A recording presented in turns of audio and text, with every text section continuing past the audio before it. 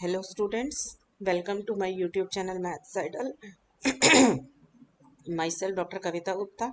बच्चों, आज मैं आपको इस चैप्टर के एक्सरसाइज के कुछ क्वेश्चंस कराऊंगी। कॉन्टिन्यूटी चैप्टर के क्वेश्चन नंबर 13, 14, 15, 16 और 18। और आज ये चैप्टर बेटा वाइंड अप कर देंगे। सो लेट अस स्टार्ट बच्चों। देखिए बेटा, आपका क्वेश्चन है let x equal to r n. अब आर एन लिखा है तो एक्स के एलिमेंट्स क्या होंगे? एन टपल फॉर्म के होंगे। तो हमारे दो एलिमेंट हमने ले लिए एक्स और वाई। तो इनके ऊपर जो मीट्रिक डिफाइन है वो डीपी और डी इन्फिनिटी का मीट्रिक डिफाइन है। आप सबको पता है कि डीपी और डी इन्फिनिटी का क्या मीट्रिक्स होता है, तो वो हमने यहाँ पे लिख भी दिया है कि ये डीपी और डी इन्फिनिटी का मीट्रिक्स है। आप इससे अवेयर हैं। अब हमें शो करना है ये दोनों आपके इक्विवेलेंट मैट्रिक्स हैं। तो इक्विवेलेंट मैट्रिक्स हैं और साथ में आपको क्या शो करना है कि डीपी की अगर आप लिमिट निकालते हैं as p approaches to infinity तो वो डी इन्फिनिटी के बराबर आती है। ये भी आपको शो करना है। तो देखिए बेटा, आप इसको शो करना चाहते हैं कि डीपी और डी इन्फिनिटी इक्विवेलेंट मैट्रिक्स हैं। तो आपको मैं दिखा दूं कि मैं इसके अंदर क्या लेकर आ जाऊंगी कि d infinity x y less than D P x y, और यहाँ पे कोई कांस्टेंट के वन के टू या दोनों अलग अलग भी हो सकते हैं। डी पी एक्स वाई और यहाँ पे हो जाएगा के वन। मतलब बीच में एक मीट्रिक होगा डी इन्फिनिटी और आगे पीछे दोनों तरफ सेम मीट्रिक आ जाएगा डी पी, और साथ में कॉन्स्टेंट्स होंगे। ये हमें प्रूफ करना है। तो हम देखिए कैसे प्रूफ करेंगे बेटा। देखो, मॉड एक्स आई माइनस वाई आई पी जो होता है that is always less than equal to summation. मतलब one term is always less than equal to sum of N terms, अगर वो पॉजिटिव टर्म्स है। मॉड लगा है तो पॉजिटिव टर्म है। फिर हमने दोनों तरफ वन बाय पी को रेस कर दिया। ठीक है, तो ये सारा काम ना हमने पी की वैल्यू 2 पे तो किया हुआ है क्वेश्चन। ठीक है, अब अगर जनरल है कि पी है तो क्या करना है वो देख लीजिए। अब हमने दोनों तरफ one by p power raise कर दी। जब one by p power raise करी तो यहाँ जहाँ मेरी पेंसिल है ये टर्म क्या बन गई? डी पी एक्स वाई बन गई। तो ये आ गया डी पी एक्स वाई। तो mod x I minus Y I P one by P क्या आ जाएगा? Less than equal to D P x Y आ जाएगा। And this is true for all I. अगर ये ऑल आई के लिए ट्रू है तो ये इनके मैक्सिमम के लिए भी ट्रू हो जाएगा। तो यहाँ पर मैक्सिमम लगाऊंगी तो ये स्टेटमेंट उसके लिए भी ट्रू आ जाएगी। तो ये mod x I minus Y i के लिए भी ट्रू हो गई। Less than equal to D P x Y.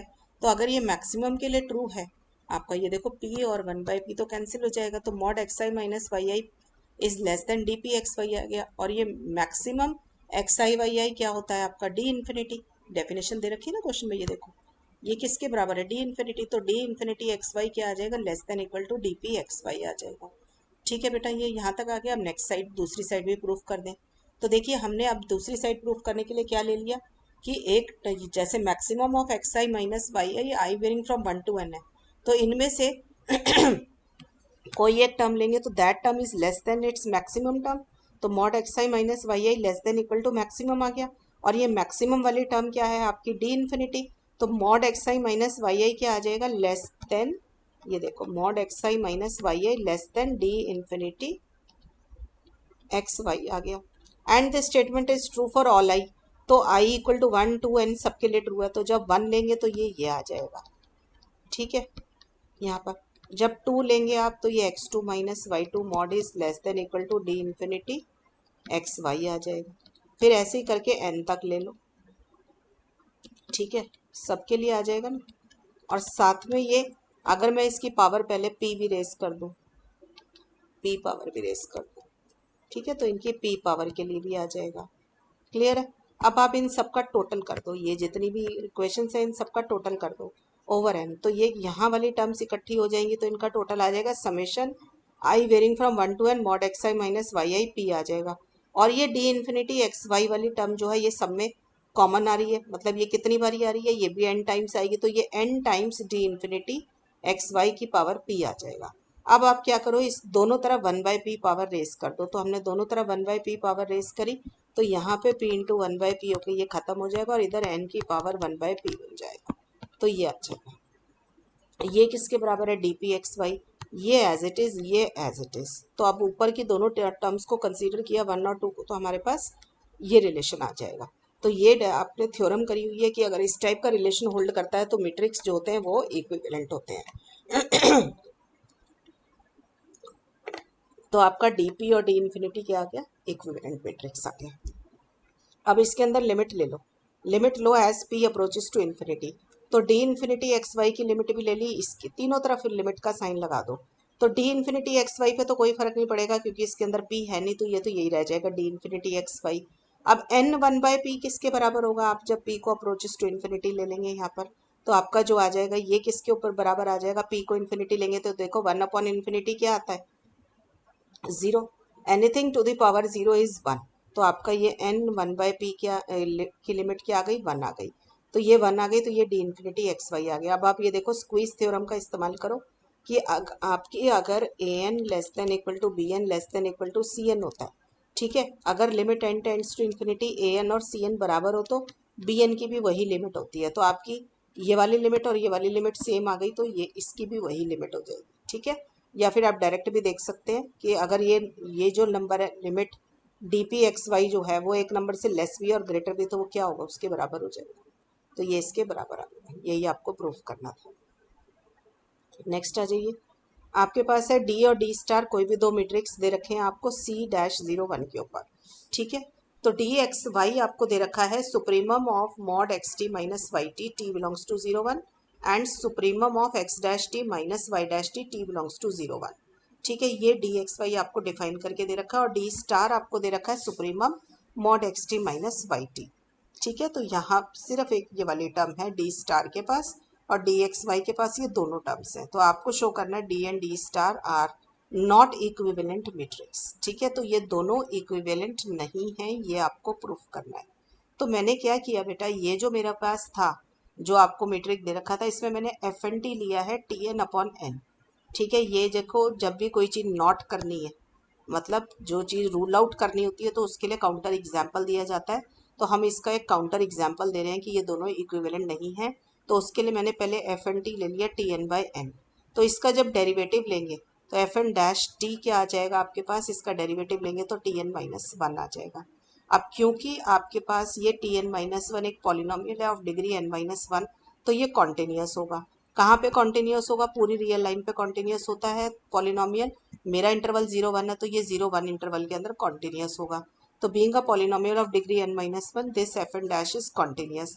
अगर एफ एन डैश कॉन्टिन्यूस है तो वो continuous function on the domain zero one कहाँ पर है आपके, एक उसके अंदर है, सी डैश जीरो वन के अंदर आ जाएंगे। तो एफ एन डैश किसके अंदर चला जाएगा, एक्स के अंदर चला जाएगा, ठीक है बेटा। ये तो पता चला कि f n dash is an element of the given metrics space. अब आपने सेट किया एफ टी को zero for all t belongs to zero one. ये मैंने एक फंक्शन लिया f t equal to zero for all t belongs to zero one. तो इसका डेरिवेटिव आप लोगे एफ डैश टी, तो वो भी जीरो आ जाएगा, ठीक है। अब zero being a constant function is always continuous, तो एफ डैश जो हो गया continuous function over the domain zero one आ गया। तो एफ डैश किसका एलिमेंट बन गया, सी डैश जीरो वन। तो सी जीरो वन होता था continuous functions over the domain zero one. अब जब सी डैश जीरो वन लिख दिया तो मतलब वो सारे फंक्शंस जिनका डेरिवेटिव कॉन्टिन्यूस होगा over the domain zero one, वो सब किसके एलिमेंट है, सी डैश जीरो वन के। तो एफ डैश भी किसका एलिमेंट बन गया, सी डैश जीरो वन का बन गया, ठीक है। अब मैंने निकाला d star f n f. तो डी स्टार की डेफिनेशन क्या है, देखो ये डेफिनेशन है डी स्टार की, यही वाली डेफिनेशन है। तो इसमें एक्स की जगह एफ एन डाल दो और वाई की जगह पर एफ डाल दो, तो आपके पास क्या आ जाएगा, इधर आ जाएगा एफ एन टी और इधर आ जाएगा एफ टी। तो आपके पास आ जाएगा supremum of mod f n t minus f t, ठीक है। तो मैंने यही लिखा supremum of mod f n t minus f t. F n t मैंने ले रखा था टी एन बाई एन, तो एफ एन टी आ गया टी एन बाई एन, और एफ टी मैंने ले रखा था जीरो, तो एफ टी आ गया जीरो। तो supremum of t n by n, t belongs to zero one, ये आ जाएगा। तो अब टी एन बाई एन है बेटा, ये इंक्रीजिंग फंक्शन है, इंक्रीजिंग फंक्शन है, तो in the interval zero to one supremum कहाँ एग्जिस्ट करेगा, वन पे एग्जिस्ट करेगा। तो टी की वैल्यू वन डाल दी तो क्या आ जाएगा, वन बाय एन। तो सुप्रीमम क्या आ गया मेरा, वन बाय एन आ गया।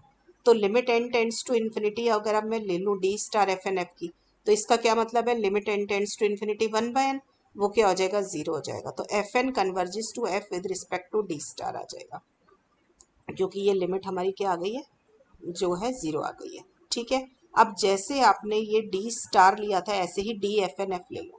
डी एफ एन एफ कैसे आएगा, ये देखो क्वेश्चन में वापस आ जाइए, यहाँ पर x की जगह एफ एन कर दो, y की जगह f कर दो, तो यहाँ आ जाएगा एफ एन टी, यहाँ आ जाएगा एफ टी, ठीक है। ऐसे ही यहाँ पर आ जाएगा एफ एन डैश टी और यहाँ आ जाएगा एफ डैश टी, ठीक है, ये सारी वैल्यूज नीचे डाल दीजिए, आपके पास ये आ जाएगा। ठीक है, अब एफ एन टी की वैल्यू थी टी एन बाई एन और एफ टी की वैल्यू थी 0, तो ये आ जाएगा t n by n. F n dash t था आपका t n minus one, f dash t था आपके पास 0, ये आ जाएगा। फिर से बेटा टी एन बाई एन, क्योंकि ये इंक्रीजिंग फंक्शन है, टी एन आपका एन से तो कोई फर्क नहीं पड़ रहा, ये जो टी एन है आपका इंक्रीजिंग फंक्शन है, तो टी एन खुद कब सबसे मैक्सिमम होगा, जब टी की वैल्यू 1 होगी, तो ये आपके पास 1/n आ जाएगा। ऐसे ही टी एन यहाँ पर टी एन माइनस वन के अंदर मैक्सिमम वैल्यू कब आएगी, जब आपका टी 1 होगा, तो आपने 1 डाल दिया यहाँ पे, तो ये आ जाएगा आपके पास। ठीक है, तो 1/n+1 आ गया। आप इसकी भी लिमिट ले लोगे तो इसकी लिमिट क्या आ जाएगी, 1 आ जाएगी। तो हमने देखा कि यहाँ पर f n does not converge to f with respect to d, but f n जो था आपका कन्वर्ज कर रहा था विद रिस्पेक्ट टू एफ, तो हमारा जो है d, sorry, f n converge कर रहा था एफ पे with respect to d star, तो डी स्टार से कन्वर्ज कर रहा है बट डी से नहीं कर रहा, तो ये इक्विवेलेंट नहीं है, क्योंकि आपकी इक्विवेलेंट मीट्रिक स्पेस की डेफिनेशन सेटिस्फाई नहीं हो रही, जो कि आपको क्या कहती थी, d of this should be equal to limit of d star, ये आना चाहिए था। सॉरी, आपका जो भी ये डी के साथ अगर कन्वर्जेंट हो तो डी स्टार के साथ भी कन्वर्जेंट होना चाहिए, और आपका जो है इफ एंड ओनली इफ की स्टेटमेंट होती है इसके अंदर। ठीक है, तो वो वाली स्टेटमेंट आपकी सेटिस्फाई नहीं हुई, क्योंकि आपकी जो एफ एन एफ की लिमिट डी स्टार के साथ निकाली तो 0 आ रहा था, बट जब डी के साथ निकाली वो लिमिट तो वो आपकी 1 आ गई। ठीक है ना, तो वो आपकी कन्वर्जेंट नहीं आई, तो इसका मतलब जो है डी और डी स्टार आपके इक्विवेलेंट मैट्रिक्स नहीं रहे। क्लियर हो गई बच्चों। नेक्स्ट क्वेश्चन देखिए, आपके पास है कि x1 d1 एक कंप्लीट मैट्रिक्स स्पेस आपको गिवन है, और f जो है आपको एक मैपिंग दे रखी है x1 d1 on to x2 d2, ये एक आइसोमेट्री दे रखी है। आइसोमेट्री कौन होता था, जो डिस्टेंस को प्रिजर्व करता था। ठीक है ना, तो कंप्लीट मैट्रिक्स स्पेस दिया हुआ है और आपको एक आइसोमेट्री दे रखी है, आपको प्रूव करना है कि x2 d2 is also complete, मतलब कंप्लीटनेस जो होती है वो प्रिजर्व होती है अंडर आइसोमेट्री, ये आपको प्रूव करना है। तो हमें कंप्लीटनेस की डेफिनेशन क्या होती है, every Cauchy sequence converges in that complete matrix space. तो हमने x2 y2 को कंप्लीट प्रूव करना है ना, इसको प्रूव करना है, तो इसी के अंदर कोई कॉची सीक्वेंस ले लो। तो मैंने इसके अंदर कोई कॉची सीक्वेंस ले लिया yn, so let yn be any Cauchy sequence in x2, मैं शो कर दूंगी कि yn कन्वर्जेस इन x2। ठीक है, अब yn अगर कॉची सीक्वेंस है तो f क्या दे रखा था, f x1 से x2 के ऊपर एक ऑन टू मैपिंग दे रखी है। तो ये ऑन टू की डेफिनेशन कहती है कि अगर आप कोई भी एलिमेंट कोडोमेन का लेंगे तो उसकी प्री इमेज आपको ज़रूर मिलेगी। तो हमारे पास क्या आ जाएगा, अगर yn यहाँ पर है तो yn की कुछ टर्म्स है, उन सबके कॉरस्पॉन्डिंग आपको x1 में भी टर्म्स मिलती चली जाएंगी xn, such that f of xn is yn। ठीक है, ये ऑनटूनेस की डेफिनेशन है। तो हम प्रूफ कर देते हैं कि अगर yn कॉची सीक्वेंस है तो xn भी कॉची सीक्वेंस होगा। पहले मैं ये प्रूफ कर रही हूँ, तो xn कहाँ पे कॉची सीक्वेंस होगा, वो x1 में होगा। तो देखिए, सिंस yn एक कॉची सीक्वेंस है x2 का, तो ये कॉची सीक्वेंस की डेफिनेशन को सेटिस्फाई करेगा। तो क्या आ जाएगा, for epsilon greater than 0 there exist a positive integer p such that d2 yn ym is less than epsilon for all n m greater than equal to p। ये कहाँ से आया, by definition of this Cauchy sequence. वो किसके ऊपर लगाई है, yn के ऊपर लगाई है, और x2 के अंदर था yn, तो x2 का मीट्रिक था d2, इसलिए यहाँ पर आ गया d2। ठीक है, अब f दे रखा है आपको आइसोमेट्री, आइसोमेट्री है तो डिस्टेंस प्रिजर्व हो जाएगा, डिस्टेंस प्रिजर्व हो जाएगा तो हमारे पास क्या आ जाएगा, देखो d1 xn और xm के अंदर जो डिस्टेंस होगा वही डिस्टेंस उनकी इमेजेस के बीच में हो जाएगा। तो d1 xn xm क्या हो जाएगा, f ऑफ xn, xn की जगह f ऑफ xn, xm की जगह f ऑफ x1 xm, और d1 की जगह d2 आ गया। This is by the definition of isometry, कि आइसोमेट्री कहती है डिस्टेंस प्रिजर्व रहेगा between the images and pre images. अब f ऑफ xn क्या था आपके पास, yn, f ऑफ xm क्या था, ym, कहाँ से आया था, ये ऑनटूनेस का इस्तेमाल करके आया था। और d2 yn ym क्या आ गया, लेस देन एप्सिलॉन आ गया, तो मैंने इसकी जगह लेस देन एप्सिलॉन का निशान लगा लिया। तो मेरे पास क्या आ जाएगा, d1 xn xm जो आ गया वो लेस देन एप्सिलॉन आ गया for all n m greater than equal to p। इससे मुझे क्या पता चला कि xn क्या है, एक कॉची सीक्वेंस आ गया x में, क्योंकि ये कॉची सीक्वेंस की डेफिनेशन को सेटिस्फाई कर रहा है।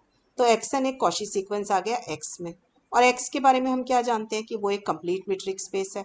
अगर वो कंप्लीट मैट्रिक्स स्पेस है तो हर कॉची सीक्वेंस कन्वर्ज करेगा x के अंदर, तो xn is convergent to some number x belonging to x. तो हमें पता चला limit n tends to infinity x n equal to x आ गया, और ये एक्स किसका एलिमेंट है, एक्स का एलिमेंट है, कैपिटल एक्स का।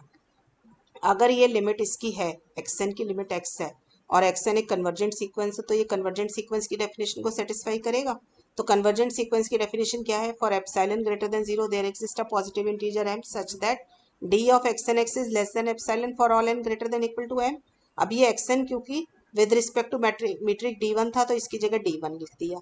ठीक है, अब आइसोमेट्री का इस्तेमाल करिए। एक्स वन और एक्स के बीच में उतना ही डिस्टेंस होगा जितना इनकी उसके बीच में होता है, इमेजेस के बीच में। तो इमेजेस थी एक्स एन की एफ एक्स एन और एक्स की थी एफ एक्स, और ये एफ एक्स एन और एफ एक्स एलिमेंट थे डी टू के, तो डी टू बाहर आ गया। तो d two of f x n f x किसके बराबर आ गया, d one x n x के बराबर आ गया by definition of isometry.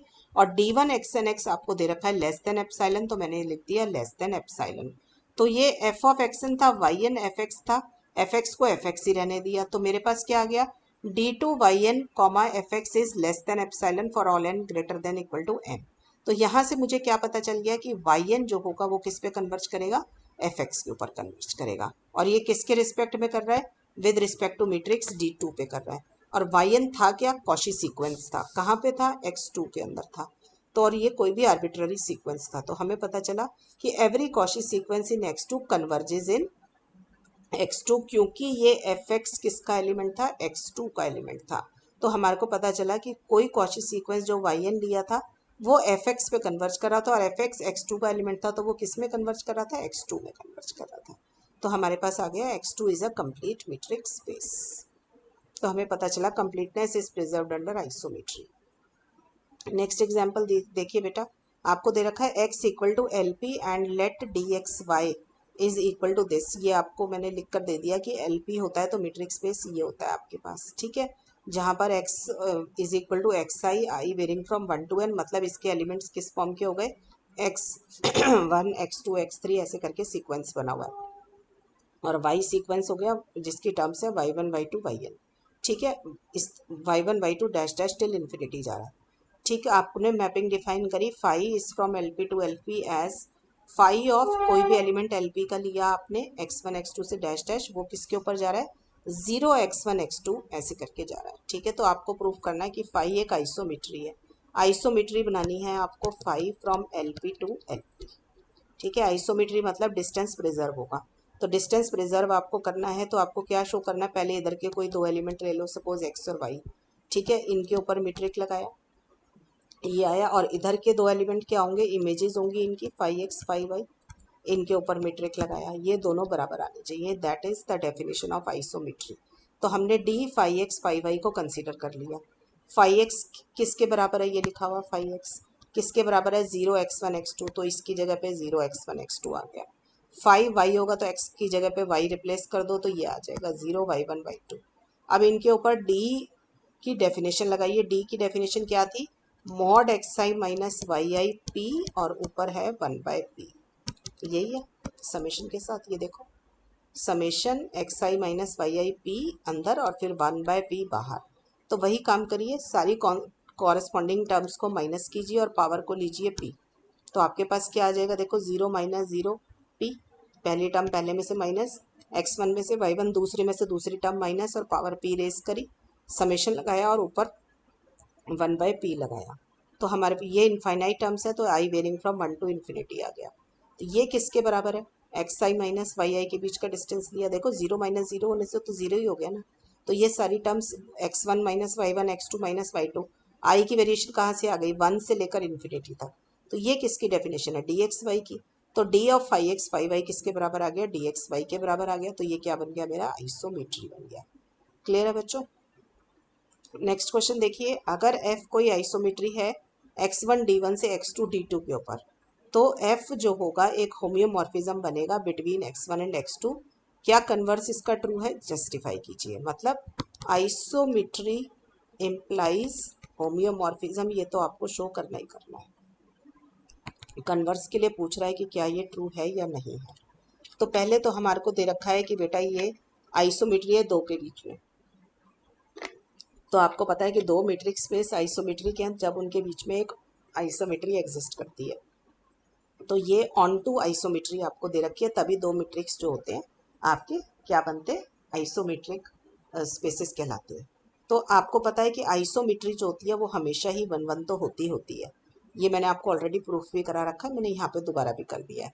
One one क्या कहता है कि अगर f x equal to f y है तो एक्स इक्वल टू वाई होना चाहिए। अब आप देखिए अगर एफ एक्स एफ वाई के बराबर है तो इनके बीच में जो डिस्टेंस होगा d two of f x f y वो जीरो हो जाएगा। अब आइसोमेट्री की डेफिनेशन थी d one x y d two f x f y के बराबर है। अब d two f x f y zero के बराबर है तो डी वन एक्स वाई भी जीरो हो जाएगा। तो मीट्रिक की डेफिनेशन आपको क्या कहती है कि d x y greater than equal to zero होता है, जिसमें d x y equal to zero कब होता है, जब एक्स इक्वल टू वाई होता है, यही होता है। तो डी एक्स वाई जीरो आ गया तो इसका मतलब एक्स इक्वल टू वाई आ गया। ठीक है, तो वन वन भी आ गया, ऑन टू भी आ गया। मुझे होम्योमॉर्फिज्म प्रूफ करना है। होम्योमॉर्फिज्म को रिकॉल कीजिए, क्या होता है कि f is one one onto continuous और इसका इन्वर्स भी कॉन्टिन्यूस है। तो वन वन तो आइसोमेट्री होती है, वो हमने प्रूफ कर दिया। ऑन टू नेस गिवन थी। अब मुझे कॉन्टिन्यूस और एफ इन्वर्स कॉन्टिन्यूस ये प्रूफ करना है। तो एफ कॉन्टिन्यूस है, अब मैं ये प्रूफ करने जा रही हूँ। तो एफ कॉन्टिन्यूटी की डेफिनेशन सेटिस्फाई कराएंगे। तो एप्सिलॉन ग्रेटर देन जीरो भी गिवन है। वैसे ये भी आप कर सकते हैं, हमने इनफैक्ट इसको यूनिफॉर्मली कॉन्टिन्यूस प्रूफ किया हुआ है। तो यूनिफॉर्मली कॉन्टिन्यूस अगर आइसोमेट्री होती है तो वो यूनिफॉर्मली कॉन्टिन्यूस इम्प्लाइज कॉन्टिन्यूस, तो ये कॉन्टिन्यूस भी आ जाएगा। लेट अस सी कि कैसे आएगा, करवा देती हूँ आपको यूनिफॉर्म कॉन्टिन्यूस पहले। तो देखिए यूनिफॉर्म कॉन्टिन्यूटी की डेफिनेशन कैसे सेटिस्फाई हो रही है वो देखिए। आप बड़े आराम से देख सकते हैं कि आइसोमेट्री की डेफिनेशन ने हमें ये दे रखा है d two f x f y is d one x y. अब डी वन एक्स वाई को आप लेस देन डेल्टा ले लीजिए, तो ये क्या आ जाएगा, d two f x f y भी लेस देन डेल्टा आ जाएगा। अब डेल्टा और एप्सिलॉन दोनों आप बराबर कर लीजिए। ठीक है, तो डेल्टा और एप्सिलॉन को बराबर करेंगे तो यूनिफॉर्म कॉन्टिन्यूटी की डेफिनेशन सेटिस्फाई हो जाएगी। अब यूनिफॉर्म कॉन्टिन्यूटी इम्प्लाइज कॉन्टिन्यूटी, तो आपका ये कॉन्टिन्यूस भी आ जाएगा। ये सब बेटा मैंने आपको पहले करा रखा है। ठीक है, अब मुझे शो करना है कि एफ इनवर्स भी कॉन्टिन्यूस है। If f is a mapping from x1 to f2, if f is a mapping from x1 to x2, तो f इनवर्स कहाँ से कहाँ होगी, x2 से x1 पे होगी। तो मुझे शो करना है कि ये f इनवर्स जो है x2 से x1 पर ये मेरा कॉन्टिन्यूस है। तो पहले इसके एलिमेंट्स ले लें। तो x और y मैंने दो एलिमेंट लिए, x2 और y2 मैंने दो एलिमेंट लिए x2 के ऊपर। अब अगर आपका f ऑन टू था, f अगर x1 से x2 पर है और ऑन टू है, और x2 और y2 एलिमेंट्स है कैपिटल X2 के, तो ऑन टू की डेफिनेशन कहती है कि इनकी प्री इमेज जरूर होगी। तो इनकी प्री इमेज का नाम रखा है x1 और y1। तो मेरे पास आ गया f ऑफ x1 ये आ जाएगा x2, f ऑफ y1 आ जाएगा y2। मैंने कुछ नहीं किया बेटा, सिंपली ऑन टूनेस की डेफिनेशन का इस्तेमाल किया है। अब अगर f ऑफ x1 x2 है तो इसका मतलब क्या है, x1 क्या हो गया f इनवर्स x2 और y1 क्या आ जाएगा f इनवर्स y2 आ जाएगा। ठीक है बेटा, अब आइसोमेट्री की डेफिनेशन का इस्तेमाल करो। आइसोमेट्री की डेफिनेशन आपको ये दे रही थी। ठीक है, अब x1 की वैल्यू आई है मेरी f इनवर्स x2, तो ये डाल दिया। y1 की जगह पे मैंने f इनवर्स y2 डाल दिया। और f ऑफ x1 मेरा x2 था, f ऑफ y1 मेरा y2 था। ये सब यहाँ से डाला है मैंने। Let me clean it. देखो कहाँ से डाली है वैल्यूज, यहाँ से डाली है। देखो f ऑफ x1 x2 है, f ऑफ y1 y2 है, इसका इस्तेमाल मैंने यहाँ किया। और ये जो इन्वर्स वाले थे इनका इस्तेमाल मैंने यहाँ किया। ठीक है, और आइसोमेट्री की डेफिनेशन थी तो ये दोनों बराबर हो गए। तो यहाँ से देखो अब आपको क्या कह रहा है, x2 और y2 के बीच में उतना ही डिस्टेंस है जितना f इनवर्स x2 और f इनवर्स y2 के बीच में।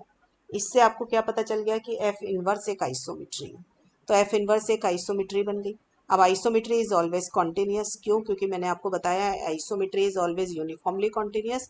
यूनिफॉर्म कॉन्टिन्यूस इम्प्लाइज कॉन्टिन्यूस, तो ये आइसोमेट्री हमेशा कॉन्टिन्यूस होती है। तो एफ इनवर्स भी कॉन्टिन्यूस आ गया। अब एफ वन वन भी आ गया, ऑन टू भी आ गया, कॉन्टिन्यूस भी आ गया और उसका इन्वर्स भी कॉन्टिन्यूस आ गया। तो ये क्या बन गया, होम्योमॉर्फिज्म बन गया। तो एफ एक होम्योमॉर्फिज्म आ गया। तो हमें ये तो पता चला कि आइसोमेट्री इम्प्लाइज होम्योमॉर्फिज्म। अब उसने पूछा था क्या इसका कन्वर्स भी ट्रू है, तो मैं आपको बताती हूँ कि इसका कन्वर्स ट्रू नहीं है। होम्योमॉर्फिज्म में नॉट बी एन आइसोमेट्री, तो आपको एक काउंटर एग्जाम्पल देना पड़ेगा। तो हमने काउंटर एग्जाम्पल ले लिया, ये शायद हमने पहले किया भी हुआ है बेटा, कि मैंने एक मैट्रिक्स फंक्शन डिफाइन किया f is from R to R as f x equal to 2x। सबसे पहले शो कीजिए कि ये आपका जो है होम्योमॉर्फिज्म है, फिर शो कीजिए कि ये आपका आइसोमेट्रिक नहीं है। तो सब बच्चे बड़े आराम से इसको बना सकते हैं। एफ को 1 1, देखो f x equal to f y लेंगे तो क्या आ जाएगा 2x इक्वल टू 2y, 2 से 2 कैंसिल कर दिया, x इक्वल टू वाई। तो ये क्या आ गया 1 1 आ गया।